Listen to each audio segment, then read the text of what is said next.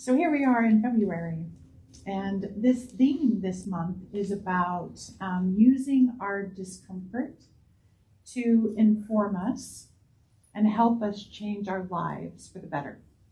It's often called divine discomfort or divine discontent. So that's kind of what we're going to talk about. You know, life is inherently uncomfortable. Birth itself is our first experience of being uncomfortable, isn't it? You know, here we are, bathed in this warm environment of pure nurturance and safety, and we start to get restless, don't we? Mothers in the room are all shaking their head. They know what that feeling of there's something restless in me going on. There's this longing deep within our baby selves that longs for something more. Our little bodies want more space, more light, more experiences, more movement, more love. And that divine restlessness is the genesis for great change to occur, right? And man, that change is uncomfortable and quite chaotic for us, for our mothers, and for everyone involved in the situation. It's a bloody mess, so to speak. And from birth on, we have these types of experiences over and over again. And there's just something about us as human beings that deep inside we want the same things that we wanted as an unborn baby. We want more space, more light, more experiences, more movement, more love. And we might use different words, but basically we crave more goodness. Am I right? It's part of our nature. Ernest Holmes said this: nature will not let us stay in one place too long.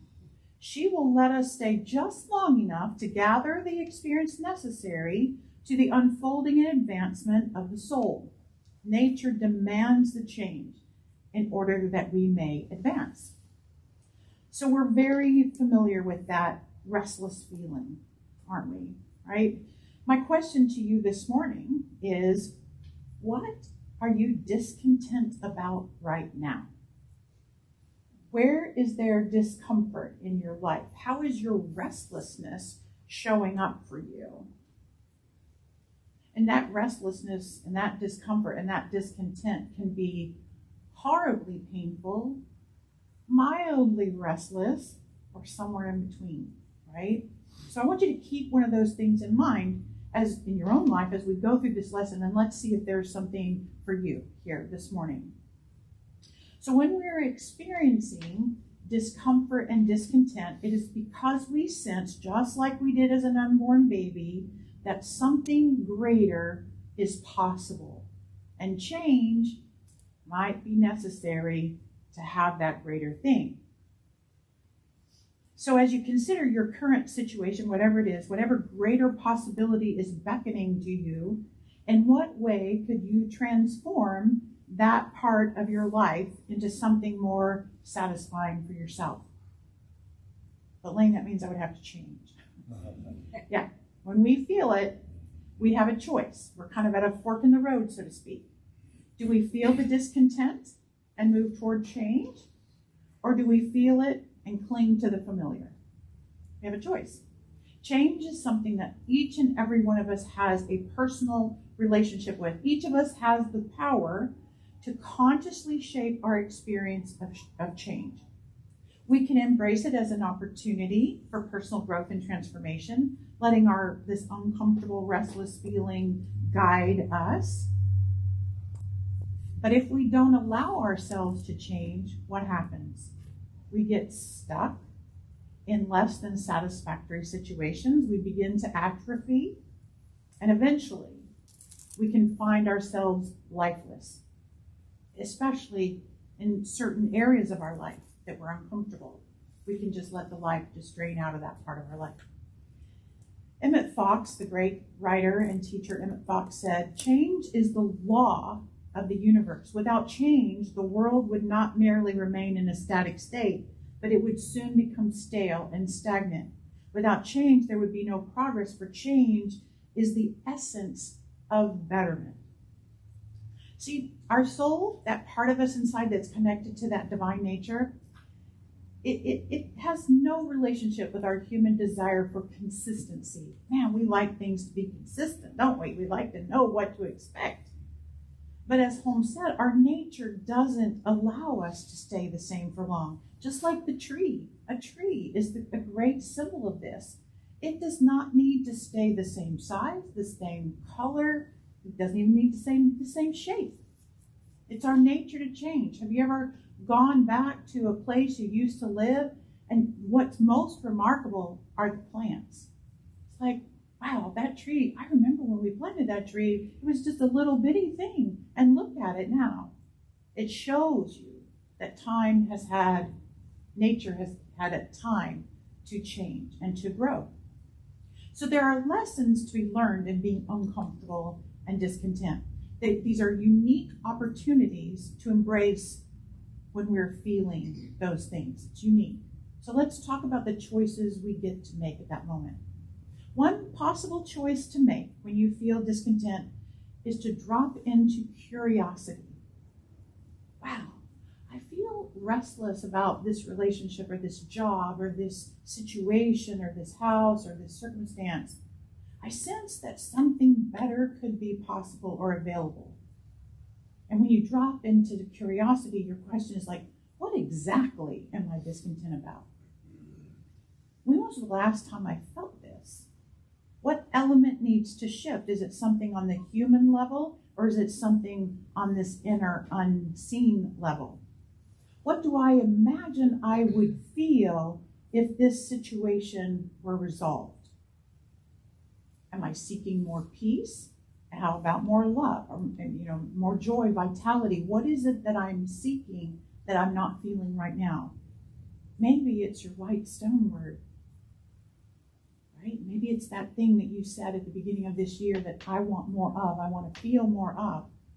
So in that curiosity, start to research what is possible. Is there another way to accomplish what this thing that I'm tired of brings to my life? What is a higher level of this particular experience, and how can I attract more of that into my life? Who else should be involved in this change? What steps can I take today to ready myself for this transformative event, a change? So another lesson to consider in the feeling of discomfort is the truth that wherever you go, there you are. In other words, changing something out here on the external plane, material plane, may not be as satisfying as you think it's going to be. Because what really needs to change is your own sense of self, right?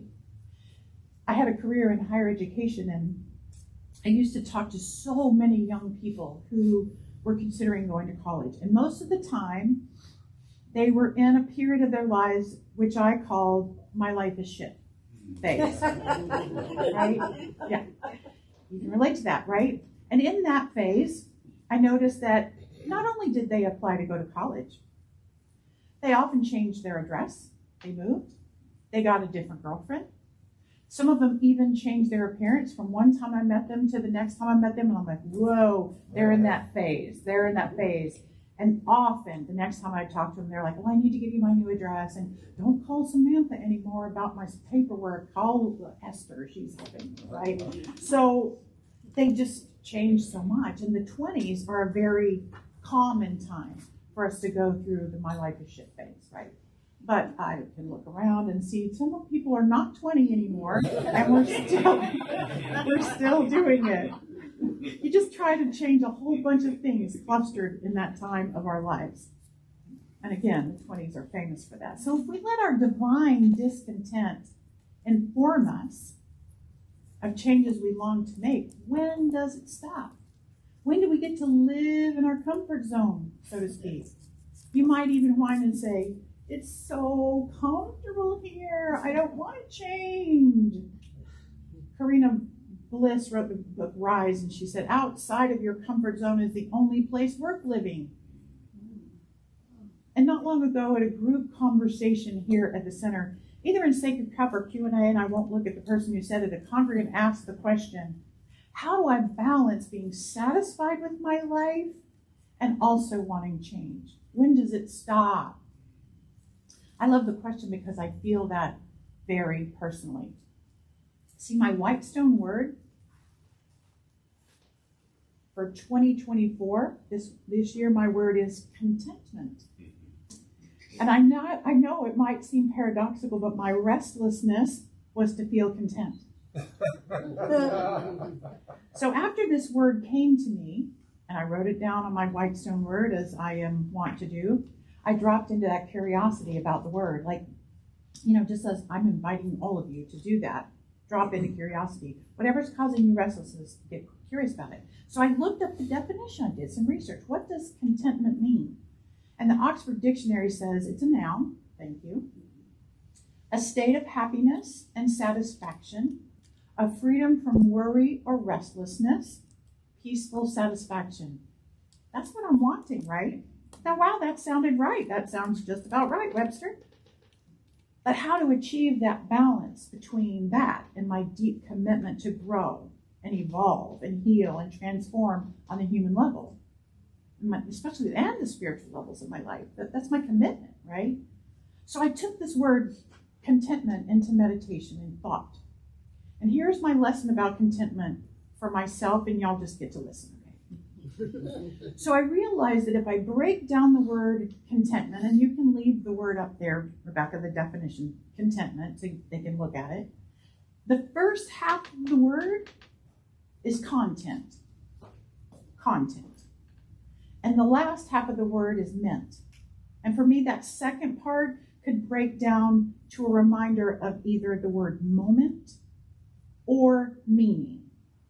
So either way. So I mushed this all together for this phrase, content, meaning of the moment. Contentment. And as I contemplated this, as I thought about it, I realized that I have a choice in every moment of my life to determine the meaning of the content of this moment. And I feel contentment when the meaning of this moment is satisfying to me. The content is free from worry. The content is peaceful. The content means happiness. The content means satisfaction. So I'm not throwing this definition away. I'm saying it's a momentary thing. I think we think contentment is like, oh, my life is just so good and it's always going to be this way. No, that's not what it means for me. So if I crave a deeper sense of contentment in 2024, I've got to check myself when I feel discomfort or discontent and see what the content of the moment is. And I can either change the content or I can change the meaning of it. Get what I'm saying, right? So remember last week when I talked about how powerful we are? We're powerful beings. Infinitely powerful, I think is what I said. One of our greatest powers that we have is to change our minds about the meaning of something. And when we change our minds about the meaning of something, our experience of that something changes too. So let me give you an example.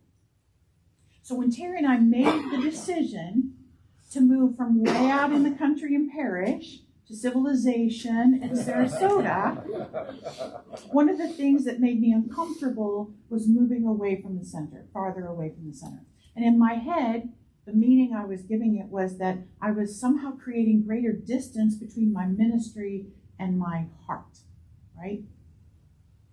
And I lived with that nagging feeling of discontent about the decision to move until I began to inquire about the word contentment. How could I feel greater contentment? I knew we weren't going to change our decision to move to the house that we've been renovating. So if I was going to move towards contentment, I had to look at the content of the moment and shift the meaning of it. So I questioned, is being physically farther away from the center really creating greater distance from my ministry and my heart?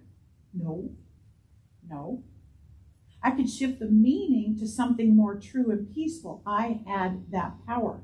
So after more introspection, I decided that moving to Sarasota meant so many beautiful things for my heart and my ministry. My ministry would actually benefit from me living in a place that is more stimulating and interesting, and I get to see more things instead of out in the country with cows. I can't talk about cows to y'all very often. So for me, finding contentment is going to have me focusing on the God qualities that we talk about here all the time, that I can find in any moment. And even if I decide not to make a change, and even if I decide to do make a change, it's the meaning that I give it. Let's take a friendship, for example. Maybe you're feeling restless or discomfort in a relationship that you happen to be in with a friend. How do you decide whether to stay or go? How many of you ever, raise your hand if you've ever been in that situation? Right, okay, good, I'm not alone. Do you keep them, do you not? Do you stay or do you go? There's a song about that. I recommend that you think of some recent moments that you've shared with that person. Because see, what we do is we anchor our connection to people sometimes based on something a long time ago. And we're loyal and we want to love them and keep them because we promised we would be their friend forever. And I want you to think of moments more recently, because guess what? Both of you have changed since a long time ago. So think of some recent moments you shared with that person. What is the content of these moments, and what does that content mean to you? If we go back to the meaning of contentment, was the friendship moment that you're thinking about, that content, giving you a sense of freedom? Is it giving you a sense of satisfaction and happiness, or perhaps other God qualities like peace, love, joy, whatever? However, if you think back to those moments, and the meaning words you come up with are frustration and disappointment and fear and anger, whatever they are, it's time to either change the meaning or the content, or change the relationship, right? So if it is divine discontent and you can't shift the meaning, let the discomfort call you to transformative change. Resisting the change and sitting in the discontent just means that you aren't ready to embrace a greater possibility for yourself. It's okay. That's okay. No judgment. But just know that you're doing that. And sometimes divine discontent and discomfort birth something transformative, not only for you as an individual, but for others as you make a difference in the world. So in honor of Black History Month, I want to remind you of a story. Hopefully all of you know it. It's a story of someone living in extreme, very extreme discomfort who made the life-threatening but necessary decision to get out of it. And she took as many people with her as possible. So in the early 1800s, there lived a remarkable woman named Harriet Tubman. She was born into slavery on a plantation in Maryland, and she experienced the harsh realities and dehumanizing conditions that enslaved individuals face daily. She witnessed the cruelty of slavery firsthand. She saw families torn apart and heard the cries of pain and sorrow and felt that heavy weight of oppression on her own spirit. And these experiences, although incredibly and inhumanely uncomfortable and painful, they awakened this fierce determination in her to seek freedom. The discomfort of her situation fueled her courage and her resilience and pushed her to take action. So one night, Harriet made her daring escape, leaving everything she had ever known behind to embark on a treacherous journey, guided only by the North Star and her unwavering faith in freedom. She encountered countless obstacles and faced constant danger. She hid during the day, relying on the kindness of strangers along the Underground Railroad network to provide her with shelter and sustenance. And though discomfort plagued her every step, Harriet pressed on, her determination never, ever faltering. And after months of perilous travel and close encounters with slave hunters, Harriet finally reached the free state of Pennsylvania. But instead of settling into a life of freedom and comfort, she chose to dedicate herself to helping others escape the bonds of slavery. Harriet became a fearless conductor on the Underground Railroad, leading numerous enslaved individuals to freedom. And with every journey she undertook, she saw the discomfort and longing for liberation mirrored in the eyes of those she rescued. Their stories and struggles only fueled her resolve to continue her mission. So Harriet Tubman's story teaches us that it is often in our most uncomfortable and challenging moments that we find the strength to create change for ourselves and others. This discomfort she experienced as an enslaved person propelled her to seek freedom, and in doing so, she helped pave the way for the liberation of countless others. Her remarkable journey reminds us of the power of resilience, determination, and the pursuit of something better. And if you aren't familiar with the story, I invite you to watch the 2019 movie titled Harriet. It's a powerful example of living through transformative discontent and changing your world and the world around you. The bottom line is, when you are feeling discomfort or discontent, whether extreme or even mild discomfort, let it motivate you to change. Either change something on the human level, on the mental level of shifting your meaning, or on the spiritual level of moving more closely aligned with the truth of love, the truth of God. So I shared this little thing on a Facebook post in September, and it's so fitting to read today. So in closing, I'm going to read parts of a post from someone named Mike Harrigan on the page Sacred Dreams, and maybe it will speak to you today like it spoke to me in September. It says, "Whatever you are not changing, you are choosing." Read that again. Whatever you are not changing, you are choosing. Maybe you have the courage to break the patterns in your life that are no longer serving you. Whatever you are not changing, you are choosing. You have the power to change the things that are not serving your best self. Your life does not get better by chance. It gets better by change. There is no passion to be found in settling for a life that is less than the one you are capable of living. Show up as the person you know you truly are. Choose to put yourself first and change your life. Raise your standards and love yourself enough to never settle for anything less than your best. Whatever you are not changing, you are choosing. Create the best version of yourself and build the most mind-blowing experiences ever. Refuse to settle for anything less than extraordinary. Mike Harrigan. Transformative discontent. May it inspire each of us to great change. Will you pray with me? Oh, I take a breath. And what I know is that each and every one of us are connected to the divine power that I call God, that you can call anything you want to call it, but that it is embracing each one of us as we navigate this human plane. It lives in us and through us, and as we know that we are restless, that power is desiring a greater expression of itself in our lives. It wants to be more. And that's our human nature. That's what we're here for. And so I know that we're each blessed with divine ideas, inner urges that move us towards our best selves. And I know that we are met along the way with everything necessary. Everything we are seeking is seeking us. That is the truth of life. And I affirm it and I know it for myself and for each one of us. And I invite you to affirm it with me by saying, and so it is.